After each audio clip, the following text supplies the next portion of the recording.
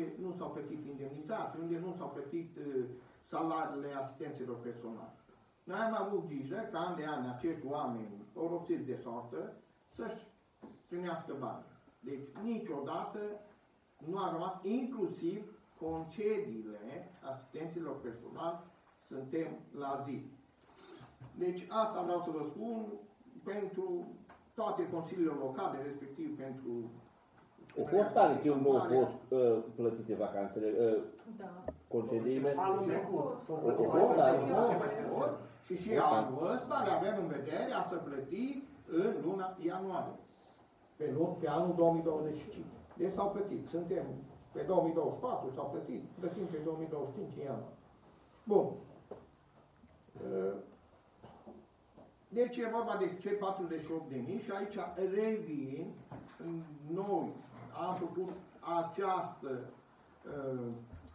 rectificare, acolo unde și ordonanța 52 ne-a lăsat. Nu putem efectiv să alocăm în alte părți. Deocamdată trebuie să fim foarte atenți la ce cheltuieli facem și unde facem cheltuielile respective. Clar, din investițiile pe care au fost aprobate la nivelul anului 2025 la întrumirea bugetului, nu se taie, rămân viabile și valabile. Restul, deci, pentru reparații, pentru anumite capitole, nu putem efectiv face cheltuieli pentru că suntem limitați de această ordonanță 52. Dacă îmi permiteți, pentru o batire înțelegere către colegii noștri, către toată lumea prezentă aici, vă rog frumos să vină doamna contabilă, să ne explice la capitole și pe titluri ce reprezintă fiecare cheltuială. Să ne vedem atunci dacă într-adevăr, cum invocați dumneavoastră, că ordonanța 52, pentru că din informațiile care le dețin eu personal, 8.000 de lei, titlul 20.0103, cheltuieli pentru întreținere și funcționare. Da. Ce vorbim? Pentru ce cer? Pentru întreținere și funcționare. Că până la urmă urmi plasa aia ruptă ca să funcționeze și plasa de acolo. Bun. Mergem mai departe. Titlul 20.30 plus 30. Cheltuieli neclasificate în alte articole. Mai exact. În ce alte articole? Deci, din ce am eu informații? La titlul 20.30 plus 30. De-aia am solicitat să vină doamna contabilă să ne pună... La 20.01, nici veți dacă este. La 20.01.03 îți cheltuieli pentru întreținere și funcționare. Da. Așa am găsit eu din informații. O să nu supărzești, nu... După aia zice așa, la capitolul 68.50 plus 50, alte cheltuieli în domeniul asistenței sociale. Da. Titlul 57.02.01. Mai exact, la ce face referire? Asistență socială. La capitolul, la cheltuieli de asistență socială, 3.000 de lei. Iluminat public și electrificări rurale. Bun, dar mai concret, denumirea titlului sau subcapitolului într-o altă discuție, care e? La titlul 57.02.01. Asistență socială. Păi, adineauri tăiam. Aici îmi figurează că investiții în sistemul sanitar finanțate din fonduri europene sau alte fonduri externe nerambursate. Dumneavoastră, de unde vă luați? Eu de-aia... De unde vă luați informațiile? Păi de-aia am cerut să vină doamna contabilă. Deci, la autorități executive, la funcționarea primăriei, ca să fie clar, da? Pentru că și noi aici plătim gaz și curent, înțelegeți? La 3.000 de lei e la asistență socială, funcționarea efectiv. Acum spuneați indemnizații și alte chestii. Iar la capitolul 7006, iluminat public și electrificări rurale. Adică iluminatul public, susținerea iluminatului public. Chiar nu înțelegem. Da. Deci acum de unde vă luați dumneavoastră deci zice că titlul respectiv îți cheltuieli curente pentru întreținerea și funcționarea serviciilor publice. Asta l-ați identificat ca iluminat public. Deci avem cheltuieli, ne se dă voie conform ordonanței să fie cheltuieli curente. Dumneavoastră, astea se cheltuială curentă pentru iluminatul public. Păi de la curent. Da, iluminatul public, exact cum scrie în buget. Bun. Deci noi nu putem lua altceva decât... Și noi... Da, acum... Funcționare trebuie... Domnul primar, dumneavoastră la iluminat public aveți 268.000. Dar nu ți-am cerut neapărat. urcați acum cu încă 12.000 pentru ce? Nu-i puteți spune în altă parte. Domnul meu, cât credeți dumneavoastră că se plătește pe lună la iluminatul public? Aia dumneavoastră să ne spuneți că contractul dumneavoastră te țineți. Eu știu că la 5 jumate ard vecurile. Acum cu schimbarea ceasului ar trebui... Dar nu-i pe ceas. Dar nu-i pe ceas. Nu-i pe ceas, să Că-i pe fantă de lumină, domnul. Deci aprinde când e un anumit nivel de... Bun, și atunci de ce, dacă îmi permiteți, de la dosul Napoli? Singurul. Singur. N-ați pus cu excepția dosul Napoli. Ați spus că toate sunt pe fantă de lumină. La dosul Napoli. Încă n-am reușit. Deci două automate mai sunt. Plus reparații. Deci cu mutarea ceasului. Restul tot e pe lumină. Bun, să supunem la vot, să vedem dacă rămâne în forma inițială, ca să nu stăm. Să vină, a ieșit. Au ieșit Marcel. Nu, și să vedem că doamna contabilă tot nu ne-ați adus ca să ne lămuriți. Nu, pentru că e la Cluj cu acte. Și atunci trebuie să luăm, să analizăm. Da, vom supune până asta la vot și va lua o decizie.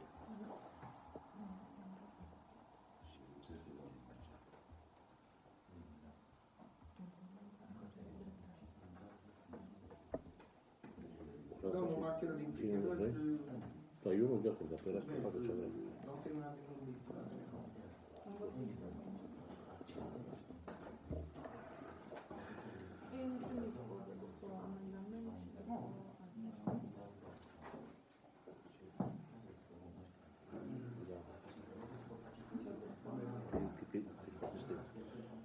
Eu totuși cred că trebuie să căutați un alt loc, părerea mea, domnul primar, să-i puneți nu la iluminat. Mi se pare că iluminatul poate să mai aștepte. Iluminatul public, 12.000 de lei. La sport nu-l putem pune. La reparații curente nu-l putem pune. În primărie, respectiv.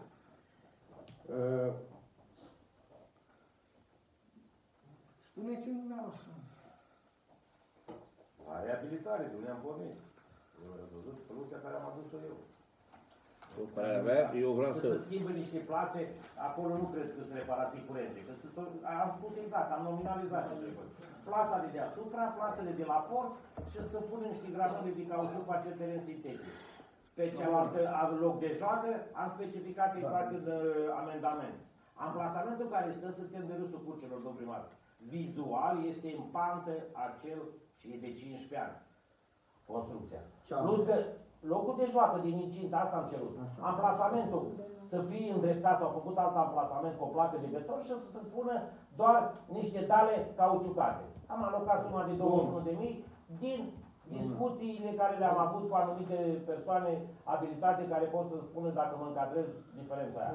Citiți, vă rog, ordonanța 52 și vedeți, încă o dată vă spun, parcuri de joacă, începând cu 1 octombrie, parcuri de joacă, reparații, inclusiv la școală doar investițiile, înțelegeți, mai rămân.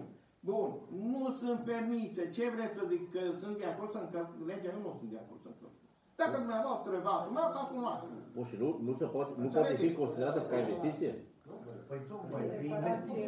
Domnul meu, o investiție are la bază. O să fie un proiect tehnic. Haideți să vă spun că zice, e foarte ușor să punem granule pe terenul de fotbal. La o comună vecină, și am mai dat exemplu, o costa reparație a 1.300.000. Dar noi n-am cerut împrejmuirea, domn primar. Plasa nu ne-am cerut plasele deasupra. Nu, deasupra e plasa aia de funie care e ruptă, domn primar. Și plasa de funie în spate. Încă o dată. Două porți s-au putut achiziționa și s-a găsit forma de achiziție la două porți în curtea școlii cu cu plase. Noi cerem numai plasele să se mai cumpere două plase. Și o plasă deasupra. Vom lua de la funcționare cele două plase, domnule. Înțelegeți? Chiar nu s-au cerut. Cred că vom găsi chiar o sponsorizare pentru tine. Credeți-mă, acele două porți de la balta de pește din primăvară, domnule, să se sudeze înapoi. N-am cerut să pună porți rulante. Poarta de acces. Sudați-le, domnule, înapoi, s-au rupt 4 balamare. 4 balamare ori 15 lei, 60 de lei. Doamne, iartă-mă, nu cred că e un efort extraordinar. Iar 20 de col de tablă ca să pună lângă lateralele stațiilor, celor două stații de autobuz care nu mai au. Copiii stau în stație dimineața, bate vântul, ploaie, ce nu știu cum. Din față îi plouă că e deschisă stația, din spate îi plouă că nu are laterale. Da? Că atâta, am stipulat 2000 de lei că le putem face și în regii proprie. Au cutii de autoforante cu autofiletantă, cu acumulator și 15 coli de tablă puse una lângă alta. Nu cred că ai nevoie de nu știu ce expertiză și nu știu ce licitație și atribuire directe în altă parte. Dacă se vrea, se poate face prin regie proprie. Și placa de beton de aplasament de jos pentru locul ăla de joacă, actualmente cred că are undeva 12 pe 12, 12 pe 11, pe acolo placa că am fost personal. Pur și simplu impantă, urmată nu e funcțional și coborul nu mai există. Ăla, noi îl puteam turna cu cei de la VMI sau cu cei în folosul comunității. Și cum noi s-a putem putut merge. turna placa de beton să se îndrepte de la monumentul ieroilor. Parcul de joacă respectiv e incinta școlii. La școala aia învață copii din întreaga comunitate. Trebuie să înțelegeți că nu o cer Mănășincu pentru stația de autobuz a lor, care tot copiii întregii comunități stau acolo. Terenul sintetic joacă copiii din întreaga comunitate. Vin și de la Iacobeni, de la Bei, de la Bolduț. Îi deschis cu acces direct. S-a lăsat... Sunt de acord. Dacă nu găsim o formulă pentru două case de... Și să facem o reparație. Haideți să vă spun ceva. Dumneavoastră știți că locurile de joacă sunt controlate de către ANC, Protecția Consumatorului, respectiv de către ITM. Și ăla de la Iacobeni a fost controlat, de aia Va fi controlat și ăla. Când va fi? Că dacă nu-i gata... Se lucrează, dacă mergeți acum, se lucrează, în sfârșit s-a aplicat. Problema este, haideți că prin regie proprie, să nu uităm câte s-au făcut anul ăsta, da? Prin regie proprie. Prin angajața primăriei, școala de la Ceanu Mare a fost reparată, prin regie, de către angajații și de către ajutorul social. Școala de la Ceanu Mare, exteriorul, da? Dacă rețineți cum a fost înainte, plină de găuri, da? Pe exterior, am zis, da? Bun, monumentul eroilor de la Ceanu Mare, câți bani ați cheltuit? Monumentele eroilor, câți bani ați cheltuit? Consiliul Local a cheltuit respectiv cu... Nu, materialele le-am dat noi, materialele le-am dat noi, restul manopere, da? Și alte reparații. La Voian se lucrează acum pe interior, la cancelare pentru sala de alimente, tot angajații primăriei repară acolo, plus ajutorul social. Bun, deci noi încercăm, că acum... La Bolduț, la Iacobeni, să nu spune ceva de... Domnul primar, Iacobeniu. Da. L-am prins în buget. Ajungem la diverse. Dacă e de diverse. Bun, da. Hai să supunem la vot, ca să finalizăm, că după aia uităm esența și la diverse ne ducem cu totul. Proiectul de hotărâre numărul Deci, 4. în forma inițială... Sau, da, luați conducerea. Domnul, cer scuze. vă rog. Da. Care sunteți pentru? În forma inițială. Da. În forma inițială. Eu, în forma inițială, Marce, nu știu ce face. Păi trebuie puși undeva, domnul primar, trebuie puși undeva banii ăștia. Puneți, da, să fie, să nu vă respingă prefectura. Atâta. Puneți unde vreți pe noastră, eu n-am nimic împotriva. Dacă ea respinge prefectura, o mai face o ședință. Și asta îi face publică acest lucru și gata. Deci dacă ne respinge prefectura, o să Dacă mergem. așa hotărâți, vă oferi iluminatul public, așa hotărâți dumneavoastră. Nu se oprește. Păi da, se oprește, păi da, cum? Adică vreți să pun lăcatul pe primărie, domnul, că așa vreți dumneavoastră. Domnul primar, l-ați cuprins la începutul anului bani în buget, înseamnă că nu s-au cuprins cum trebuie.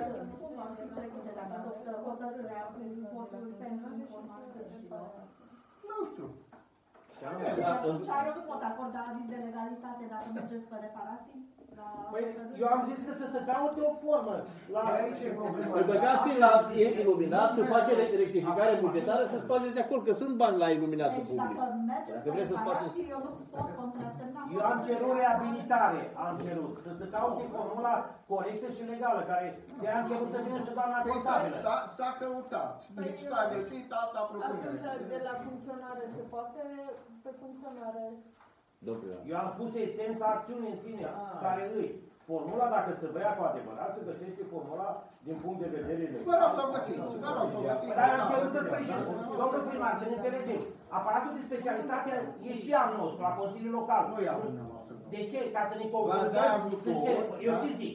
Asta de vreau ajutor, să dar am nu e solicitat să ajutor. vină Unde doamna mă trebuie, contabilă să ne spună, că de-aia am cerut-o aici, să ne dea formula.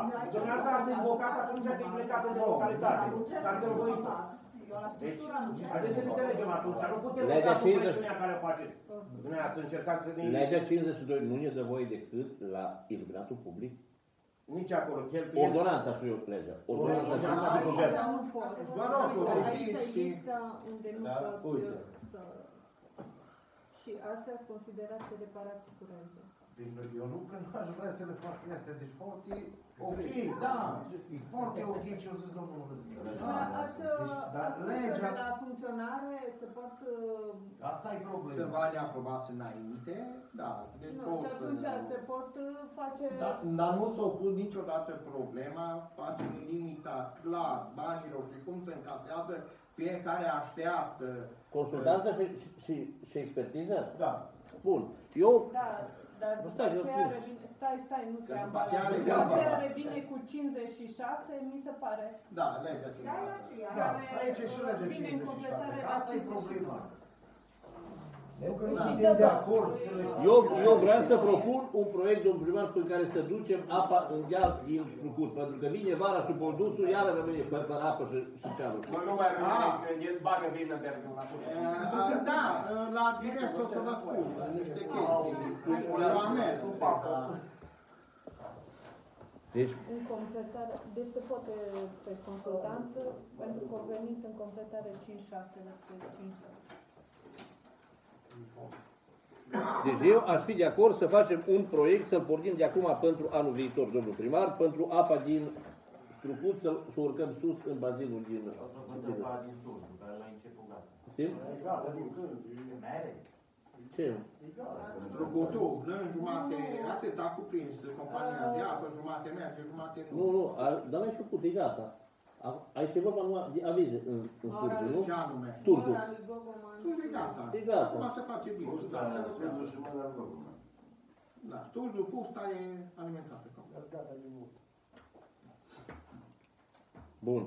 Deci banii ăștia, dacă nu-i putem pune, eu personal al pune la iluminat, dacă nu există altă formă, trebuie să-l punem acolo. Dacă se poate, eu aș face un proiect și ăsta îmi stă, aș fi vrut să vi-l propun pentru a lega, a face un proiect pentru să urcăm apa sus în bazin. Să avem anul viitor, că sigur ne prinde anul viitor, iar cu bazinul la Nu gol. mai este să și pe la Ăla ce mai are la Lucane și Bolduț, și de unde să vă din Strucut. Avem numai la principală, buget conducta nou. principală la... Da, ce? Da. Ăla e investiție nouă.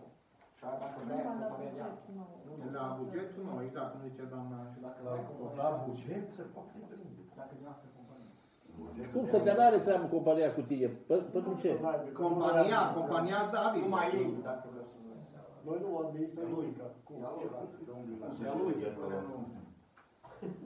Cum adică îi leagă pe Valea Largă, leagă ăștia cu cărămida și pe noi, între noi nu vrea să se dea voie? Depinde. Dar cine o zis că nu vrea voie? De ce întrebați Domnul așa? Bouza, cine o zis că nu vrea? Pe cum adică să mai întreb că nu să Pe dacă îți dă Dumneavoastră vă uitați că se zice în glumă un consilier? Pe cum să nu-ți dea voie compania de apă, mă? Să te legi de apă?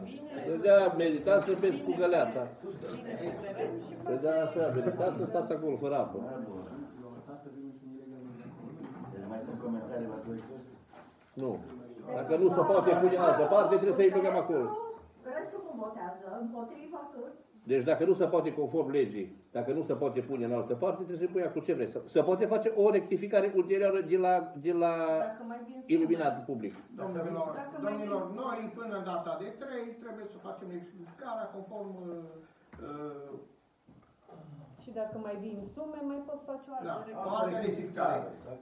Conform adreselor de la NAP, până în data de 3. Da. Nu se face asta, este, vom întrerupe și să asta este. Restul sunt împotrivă sau abțineți? Că eu trebuie să Ce, dar nu știu, să votați ce Deci mai... Pe 4 voturi. Deci problema e 4 voturi Ca pentru... să fie toată lumea liniștită cu promisiunea că de la funcționare veți lua, veți acționa aici. Deci Dar nu se Da, dar nu e problema, eu Asta am zis să sport de acord. Dar ideea e de lege că nu putem să facem... Ei mai Deci, oricum ori veni și rămân acolo până săptămâna viitoare. cele două și se va repara și porțile. Da. Și cu un aparat de sudat nu se pune Porțile și stațiile. Noi chiar ieri am avut o întâlnire, vă punem la dispoziție numărul de telefon al doamnei cu o firmă de la Târgu Mureș, Atlas, care se ocupă de reparații, respectiv de parcuri, și am zis că vrem, chiar și pe Ceanu Mare, și am zis și de școală, și de un nou parc în Ceanu Mare, să propunem Consiliul Local anul următor un proiect de genul să facem un parc în satul Ceanu Mare. Deci avem în vedere, bineînțeles, sunt copiii noștri, trebuie să le asigurăm cele mai bune condiții, avem în vedere această investiție. Da. Dar aici e vorba de niște orgolii personale în care... Domnul primar, nu e vorba de orgolii personale. Din primăvară v-am adus la cunoștință că aceste obiective sunt sub orice critică de siguranță și de ce vreți dumneavoastră. Din primăvară, ședință de ședință v-am adus. Dom'le, vă rugăm frumos, la ultima mi-ați aruncat-o, că nu au fost cuprinși în septembrie la ședința de ședință. N-au fost cuprinși bani în buget la începutul ca investiție. N-au fost cuprinși pentru reparații, într-adevăr. Și eu mențin chestia asta, n-a fost cuprins și bani. Și atunci acum am venit să-i cuprindem. Poftiți, vă rog frumos, uitați și banii. Și că nu știu ce. Baia de la Boia, de la... Unde? Că nu-i nicăria. S-a făcut, domnul meu, s-a făcut deja achiziția, de nu se semnează, poate chiar mâine voi semna ordinul de începere a lucrării. Te firmă de la Mureș. Nu.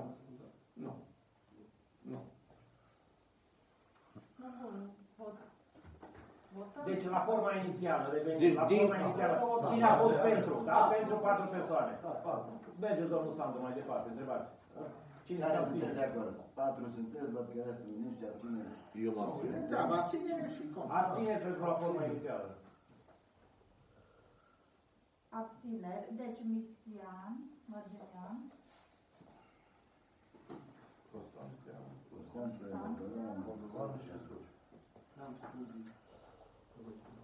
Luați majoritatea să ziceți. Sociu și restul împotriva atunci. Da. Da.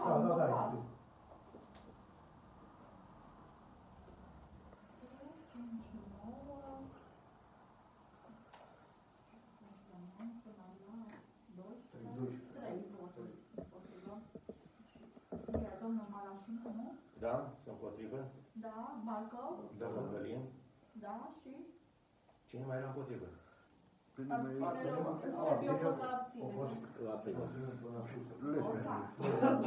Deci eu mai rămas 2.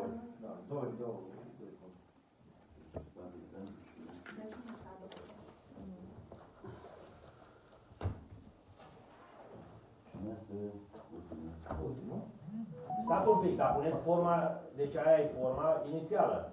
Și acum forma cu amendament, nu se pus să pune și aia la vot?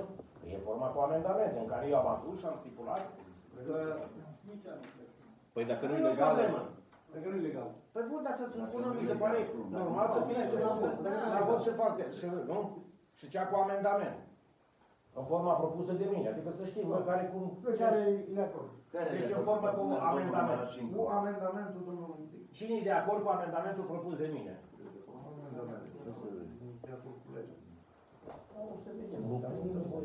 Bă, stai un pic. Încă o dată. Nu mai vorbim. Te rog, voi scrie aici. 1, 2, 3. Deci unul pentru, restul... Nu, 3 pentru, da? Da. Deci domnul Mălășin cu domnul Constantea și cu domnul Balcău suntem pentru. Acum la abțineri. La abțineri? Abținere. Și la abținere să menționați acolo din motive de legalitate. Exact. Da. Miștea.